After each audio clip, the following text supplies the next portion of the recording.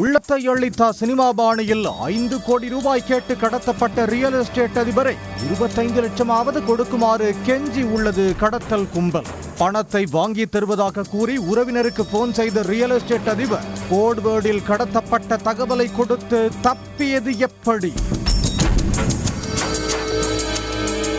கிருஷ்ணகிரி மாவட்டம் சூளகிரி அடுத்த அத்திமுகம் கிராமத்தைச் சேர்ந்தவர் 34 வயது சீதாராமன். இவர் ரியல் எஸ்டேட் தொழில் மேற்கொண்டு வரும் நிலையில் 2 தினங்களுக்கு முன் ஹொசூர் வந்த சீதாராமனை 35 வயது ஸ்வேதா என்ற பெண் போனில் தொடர்பு கொண்டுள்ளார்.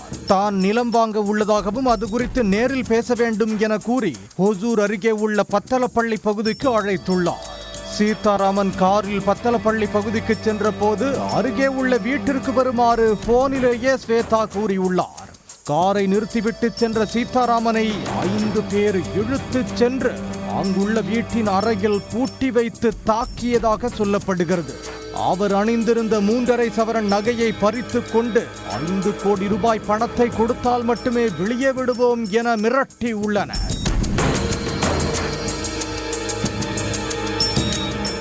சீதாராமன் பலருக்கும் தொடர்பு கொண்டு பணம் கேட்ட போதும் யாரும் பணம் தராததால் குறைந்தது 25 லட்சம் ரூபாயாவது தர வேண்டும் என அடித்து துன்புறுத்தி கொலை மிரட்டல் விடுத்ததாக தெரிகிறது. இந்நிலையில் பணம் கேட்பது போல் தனது உறவினரை தொடர்பு கொண்ட சீதாராமன் தான் கடத்தப்பட்டுள்ள தகவலை கோட்வேர்டு மூலம் உணர்த்தியுள்ளார். அதனை கச்சிதமாக புரிந்து கொண்ட உறவினர் உடனடியாக ஹொசூர் அட்கோ காவல் நிலையத்தில் புகார் அளித்துள்ளார். பின்னர் போலீசார் செல்போன் எண்ணை வைத்து பத்தலப்பள்ளி பகுதியில் உள்ள வீட்டிற்கு சென்றுள்ளனர். போலீசாரை பார்த்ததும் சீதாராமனை அவரது காரில் வைத்துக் கொண்டு கடத்தல் கும்பல் தப்ப முயன்றுள்ளது. அவர்களை போலீசார் விரட்டி சென்று சென்னத்தூர் பகுதியில் பிடித்தனர். பின்னர் காருடன் சீதாராமனை மீட்ட போலீசார் காரில் இருந்த கடத்தல் கும்பலைச் சேர்ந்த 4 பேரை கைது செய்தனர்.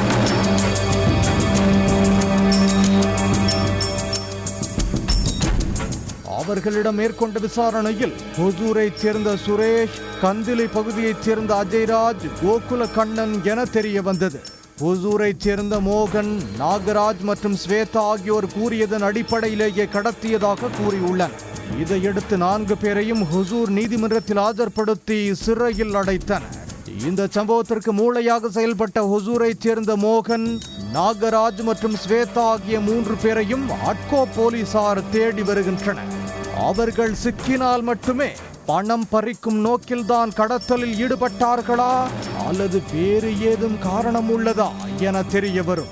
இந்த கடத்தல் சம்பவம் தொடர்பாக தகவல் கிடைத்த 1 மணி நேரத்தில் குற்றவாளிகளை கைது செய்து ரியல் எஸ்டேட் அதிபரை மீட்ட போலீசாரை மாவட்ட காவல் கண்காணிப்பாளர் தங்கதுரை பாராட்டினார். உடனுக்குடன் செய்திகளை தெரிந்து கொள்ள சன் நியூஸ் பெல் ஐகானை கிளிக் பண்ணுங்க.